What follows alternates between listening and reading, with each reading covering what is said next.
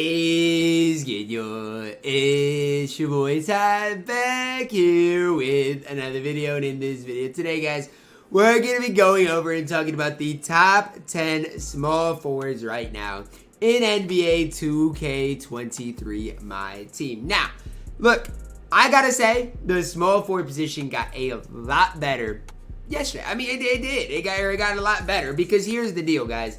Zion, Jason Tatum, who, I mean, even Glenn Robinson, who's not on this list, who I don't like, is you know, solid enough that he could be on this list if you really wanted him to be. So, honestly, guys, that's the first thing I want to say is, you know, guys like Cincy Powell aren't going to be on this list, but you can make the case Cincy belongs on here in that lower tier. But guys like that got kicked off the list when Jason Tatum, Zion Williamson, those types of guys came out. Now, before we dive any further, man, make sure you guys do smash that subscribe button.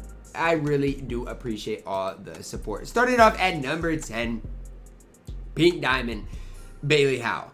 Now, the first thing that I think about when I think of Bailey Howell is the fact that I personally, this is me, I've really been struggling figuring it out with the card, right? On my no money spend, I haven't, and his release is good, but I really haven't gotten his release down. I haven't really found my flow with him, and that's kind of why I'm not any higher on him, right? I think you could have this card for me in my list all the way up to maybe number 8, because look at the defense, man. Interceptor, glove, pick dodger, workhorse, menace. I mean, he does it all. He's got a good player model in general as well. And so I really don't know what I personally haven't been able to figure it out with him. DeRozan on quick, dribble style. I mean, I get it. His 3-ball is only an 80, but the dude does a lot for you guys on the court. So if you like Bailey Howell more than me, if you have him all the way up at like number 7, I can't really fault you. He comes in here for me at number 10. At number 9, Galaxy Opal Paul George. I've said it before and I'll say it again. I personally struggle with this card. I personally don't like him. But when I look at him, it really comes down to the defense. Challenger clamps glove, really solid all the way around. 6'9" instead of a 6'7" Bailey Howell. Hall of Fame limitless range as well. I just personally, in my opinion, don't shoot well enough with him. I don't know if it's his release for just me or if everybody struggles with it. But I really struggle with his release. I haven't really got the hang of it still to this day. And so that's for me why I struggle with Paul George. His release isn't what it's been in the past. I wish they give him at least the Cam Reddish release, which I personally think is a lot smoother. But until then, I'll probably struggle with Paul George, right? Even when he gets his Dark Matter card, whoever else, you know, or whatever other next card he's going to get, I'll probably continue to struggle with him until they change his release. Now, again, that could be a while, so don't expect me to be great with Paul George for quite some time because I cannot green with the card. Coming in here at number 8 is Carmelo Anthony. Have y'all seen a video of all the kids saying, you know, who is Melo? And they all say LaMelo. To me, it's kind of, I get it, but I mean, and DBG made the point the other day, like, the kids aren't going to know Melo. Melo isn't, you know, hasn't been around forever. Like, Melo literally played a couple of years ago. And I mean, people thought about Melo as Melo even 3 years ago. So even if a kid is 12, I don't know, maybe they're not, you know, they didn't watch the NBA before then. But for me, I have a hard time seeing people or kids think of Melo as LaMelo instead of Carmelo, right? That's tough for me. It's tough for the eyes, man. It really is. But this Carmelo Anthony is solid, man. Some people say they like him on current gen more than next gen. I personally think the card is better on next gen than current. Hall of Fame limitless range, solid playmaker, really okay defensively. The big thing for him is, you know, he got a good jump shot.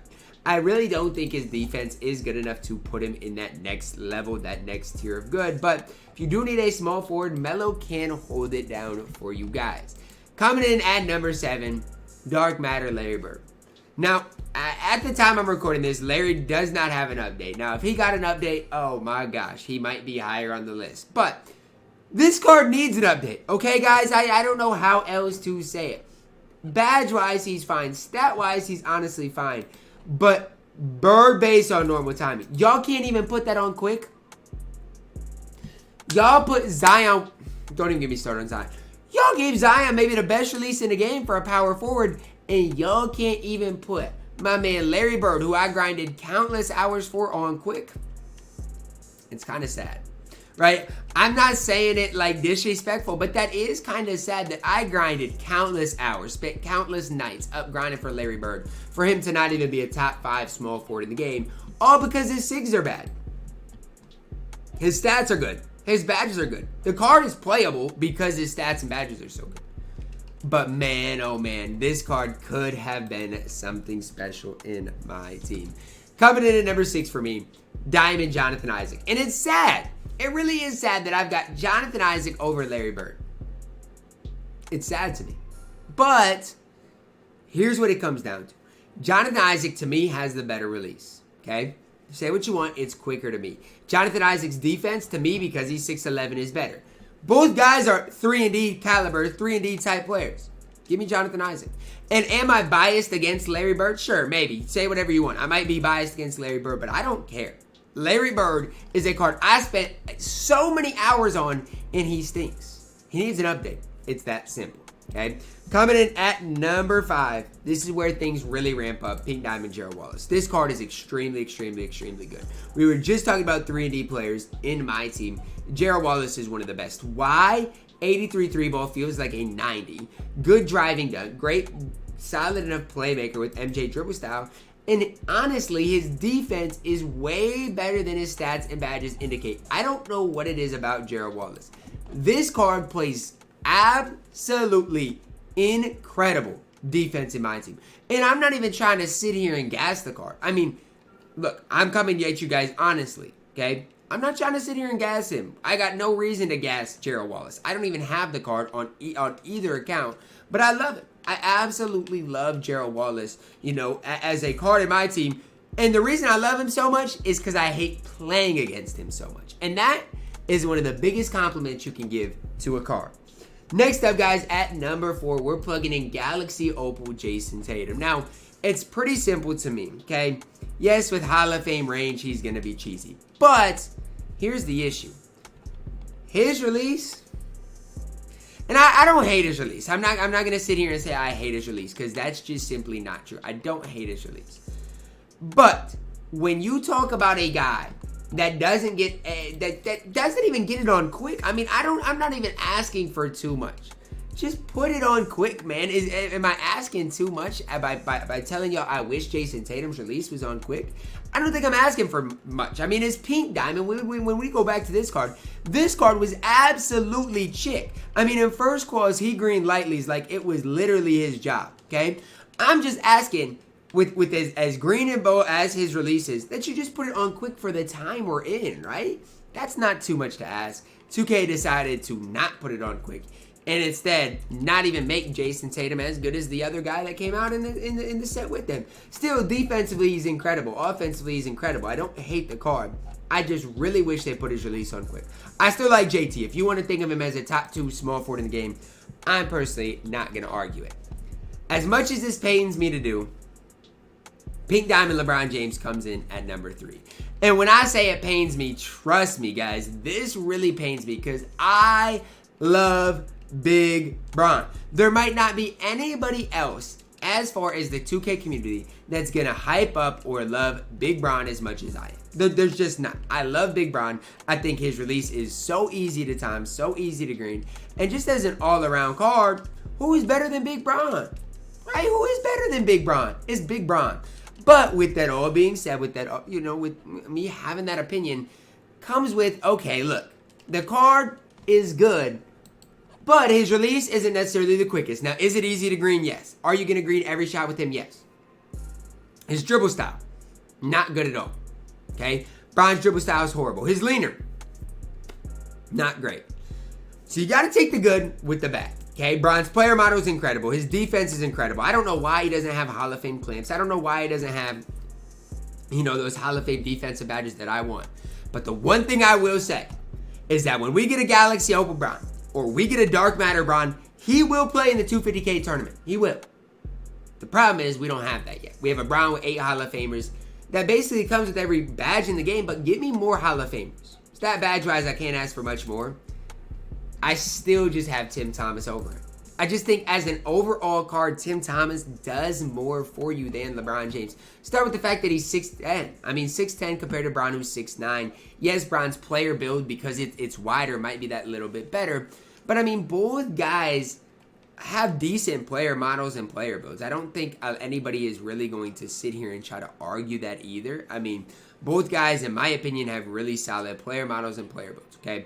Next thing we got to look at when it comes down to this is the fact that Tim Thomas has LaMelo shot on quick. Now, I'll be the first to say, I don't green with it nearly as much as I should, okay? I should be greening more with this shot, but I don't, okay? Normal leaner, MJ dribble style. I just think as an overall card, Tim Thomas does more than King James. Coming in at number 1, Galaxy Opal Zion Williamson. And this is crazy to me because yesterday, when I made my prediction video, I thought Zion was going to be pretty bad and I thought Jason Tatum would be pretty good. But you give Zion Monty Williams and he's got a 94 3-ball, 99 speed. Defensively, look at his stats. 95 interior perimeter. Good steal block. Hall of Fame anchor, brick wall, pogo stick, rebound chaser. The only thing he doesn't have is glove. And is glove an important badge? Yes. Is it a needed badge? No. He's got bronze limitless, which you guys might not think is, whatever. It's good enough with the 94 3-ball and gold catch and shoot. The craziest part about this Zion card, and I need you guys to hear me out, is when I go back and look at LeBron James, when I go back and look at all these cards, look at the Hall of Fame badges they can get. Zion can get Hall of Fame ankle braces, box out beast, chase out artist, off-ball pest, pick dodger, vice grip, unpluckable, ankle breaker, bailout, break starter. Can get needle threader, post playmaker, can get slippery off-ball, green machine claymore, catch and shoot, drop stepper, post spin technician, rise up, slithery, pro touch, dream shake, back down punisher, aerial wizard. Now, I'm not using that in this video as, a ranking system because I'm just talking about the base card. But when we talk about it, you're going to see Zion's with 1, 2, 3, 4, 5, 6, 7, 8, 9, 10, 11, 12, 13, 14, 15, 16, 17, 18, 19, 20, 21, 22, 23, 24, 25, 26, 26 plus the 6 you can add, 32 plus 15. You're going to see Zions with upwards of 40 Hall of Fame badges on the market. I'm just throwing that out there. Zion Williamson is going to play for a while, in my opinion.